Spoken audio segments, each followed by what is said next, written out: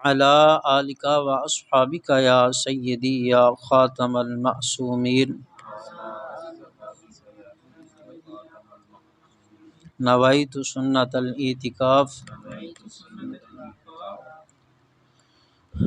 آج کا جو ہمارا سبق ہے یہ بھی ایک بہت اہم موضوع ہے۔ اس پرفتن دور میں لمحہ بلمحہ شیطان کی کوشش ہے کہ ہمیں دین سے دور کرے، اور اس پرفتن دور میں دیکھ لیں کتنے ایسے نوجوان ہیں جو شیطان کے بہکاوے میں آئے ہوئے ہیں اور وہ دین سے دور ہیں، دین کے قریب تک نہیں۔ انہیں دین کا کہا جائے کہ بھائی نماز پڑھا کریں یا دین سیکھیں، اس کا آگے سے عجیب سا جواب ہوتا ہے، یا یہی ہوتا ہے کہ آج میرے پاس ٹائم نہیں ہے، کل کو میں سیکھوں گا، کل سے نماز پڑھوں گا۔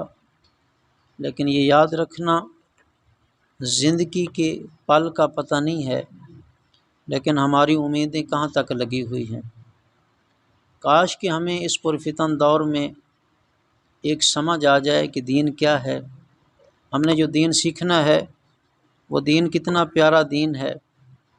جو صحابہ کرام کی ہم زندگی پڑھیں، حالات زندگی، تو انہوں نے دین کے لیے کتنی قربانیاں دی ہیں، جو ہمارے تک دین پہنچا ہے۔ جو اللہ کے ولی بزرگ ہیں جنہوں نے محنتیں کی ہیں دین کے لیے، جو اگر ان کی زندگی پڑھیں تو کتنی مشکل سے انہوں نے دین پڑھا ہے۔ جو اگر جسم پر ایک جوڑا کپڑوں کا ہے اور نہیں ہے، چادر ایک ہے اور چادر تک نہیں ہے، لیکن دین سیکھنے کا جذبہ ہے، انہوں نے دین سیکھا، پھر انہوں نے کتابوں کی شکل میں ہم تک پہنچایا۔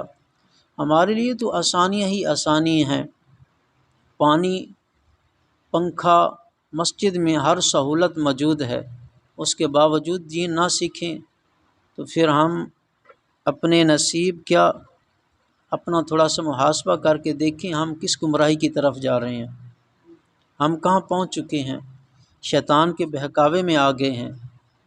اب یہ بھی یاد رکھیں، فرمان مصطفیٰ صلی اللہ علیہ وسلم ہے، اذا جاء الموت لطالب العلم وهو على هذه الحالة مات وهو شہید، کہ رسول اکرم نور مجسم صلی اللہ علیہ وسلم کا فرمان عالی شان ہے کہ جب طالب علم دین کی طلب کے لیے نکلتا ہے، وہ دین پڑھنے کے لیے نکلا ہے، جو اگر اسے موت آ جائے گی تو وہ حالت شہید ہوگا، وہ شہید ہے۔ تو شہید جو ہے یہ تو قرآن کا فیصلہ ہے، وہ زندہ ہے، اسے مردہ بھی نہ کہیں۔ ایک ہمیں یہ بھی پتہ چلا، جو دین کے لیے نکلا، علم کے لیے نکلا، وہ مرتا نہیں ہے، وہ بھی زندہ ہوتا ہے۔ نہیں تو ایسی ہزارہاں بزرگ ہمارے جو گزرے ہیں، مفتیان، جو صوفیاء، ایسی ہم دیکھ لیں، میرے داتا حضور کو دیکھ لیں، ساری زندگی انہوں نے دین کا کام کیا، دین پڑھا، دین پڑھایا، تو کیا آج زندہ نہیں ہے؟ ہر دل میں وہ زندہ ہے۔ حضور غوث اعظم رضی اللہ تعالیٰ عنہ، آپ کو دیکھ لیں، کیا وہ مر گئے ہیں؟ نہیں، آج بھی وہ زندہ ہیں، ہر ماہ آپ کی 11ویں بھی ہوتی ہے، ہر دل میں ہیں وہ۔ یہی تو ہے نا زندگی، کہ مرنے کے بعد بھی بندہ زندہ رہے اور اس کا چرچا رہے، وہ زندہ رہے۔ تو انہوں نے ساری زندگی کام کیا ہے؟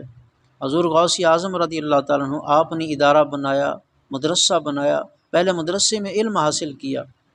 آپ کی عمر کتنی ہے؟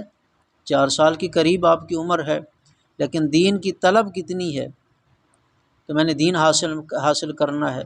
والدہ نے کہا بیٹا چلو دین حاصل کرو، تو آپ نے دین حاصل کرنے کے لیے جس وقت والدہ نے مسجد میں چھوڑا، تو اس وقت کیا تھا؟ مسجد تمام بچوں سے بری ہے۔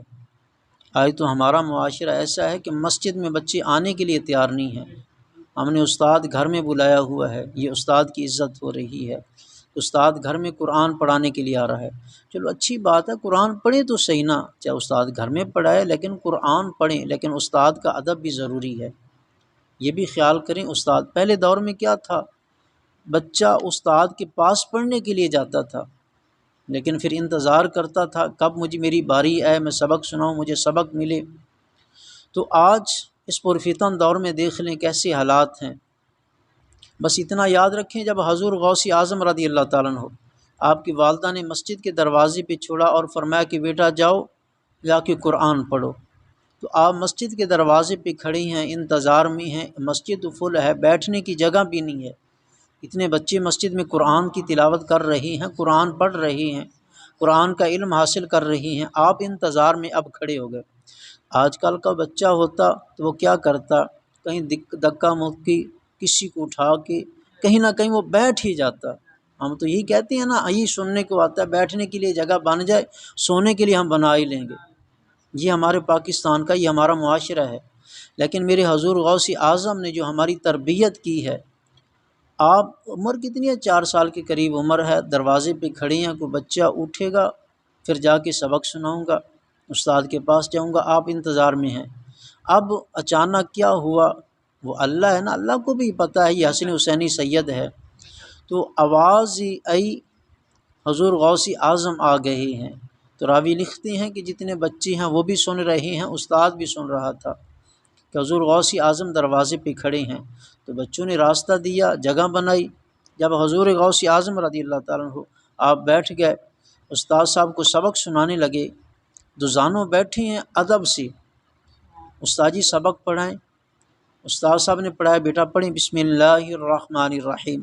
آپ نے بسم اللہ شریف پڑھی، پھر عرض کرتے ہیں کہ اے استاد محترم، اب میں پڑھتا ہوں آپ سنیے، میں پڑھتا ہوں آپ سنیے۔ تو کیا ہوا، آپ نے الحمد سے شروع کیا، پہلا سپارہ سنا دیا، سیقول السفہاء دوسرا سپارہ بھی سنا دیا، تلک الرسل تیسرا سپارہ بھی سنا دیا، لن تنالوا البر چوتھا سپارہ بھی سنا دیا، 5واں 6واں 7واں 8واں 9واں 10واں بھی سنا دیا، 11واں سپارہ بھی سنا دیا، 12واں بھی سنا دیا۔ اب آپ سنا رہی ہیں، استاد سن بھی رہا ہے، رو بھی رہا ہے کہ اتنا سونا قرآن پاک آپ پڑھ رہی ہیں۔ جب 12واں بھی سنا دیا، 13واں پارہ بھی سنا دیا، 14واں 15واں 16 سپارے آپ نے سنا دیے، حتیٰ کہ کچھ راوی لکھتے ہیں کہ آپ نے 18 سپارے سنا دیے۔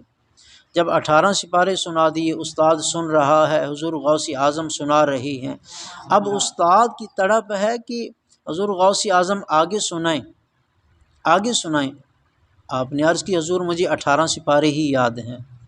تو پوچھا بیٹا یہ 18 سپارے یاد کہاں سے کیے ہیں، آپ کی تو اتنی عمر بھی نہیں ہے، عمر بھی تھوڑی ہے، لیکن 18 سپارے آپ کو یاد ہیں۔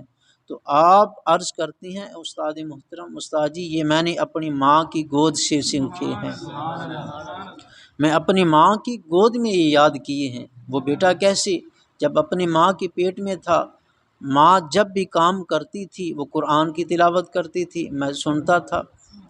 ماں کی گود میں جب بھی کوئی کام ہوتا، ماں کام بھی کرتی، مجھے دودھ بھی پلاتی، لیکن قرآن کی تلاوت جاری رکھتی۔ تو اس لیے میں نے ماں کی گود میں ہی 18 سپارے حفظ کر لیے ہیں۔ تو یہ ہے جذبہ دین کا، یہ دین کی تڑپ ہے۔ جس وقت آپ نے 18 سپارے سنا دیے، عمر کتنی ہے، تھوڑی سی عمر ہے، لیکن تربیت کیسی ہے، آپ انتظار میں ہیں، استاد کا احترام بھی ہے، مسجد کا احترام بھی ہے، علم بھی سیکھنا ہے، علم بھی پڑھنا ہے، ہر چیز کو آپ نے نظر میں رکھا، اور جیسے جیسے کریم آقا صلی اللہ علیہ وسلم کا فرمان تھا، آپ ویسے ویسے ہی اس پہ عمل کرتے گئے۔ سرکار مدینہ صلی اللہ علیہ وسلم کی ہر سنت پہ عمل کیا، پھر دین سیکھا۔ پھر آپ اتنے مجتہدین، اتنے بڑے عالم ہیں، پھر آپ فرماتے ہیں جتنا بڑا عالم ہوگا اتنا بڑا ولی ہوگا، جتنا بڑا عالم ہوگا اتنا بڑا ولی ہوگا۔ تو حضور غوث اعظم دنیا میں ایک ہیں، ہمارے نبی اعظم بھی ایک ہیں، آپ کے بعد غوث اعظم بھی ایک ہیں، اس کا نام حضور غوث اعظم شیخ عبد القادر جیلانی محبوب سبحانی رضی اللہ تعالیٰ عنہ ہے۔ پھر آپ نے اعلان فرمایا قیامت تک کوئی ولی نہیں ہو سکتا جب تک حضور غوث اعظم کا اس کی گردن پر قدم نہ لگ جائے۔ یہ ہے ہمارے ولیوں کی کرامت۔ تو سبق کا جو اصل مقصد ہے، ایک تو دین کی طرف، اور دوسرا ہماری جو دوستی ہے، جن کے ساتھ ہماری صحبت ہے، جن کو ہم اپنا امام مانتے ہیں، اپنا قائد مانتے ہیں، وہ اللہ کے ولی ہیں۔ جنہوں نے سرکار مدینہ صلی اللہ علیہ وسلم کی ہر ایک سنت پہ عمل کیا اور دین کو آگے پھیلایا،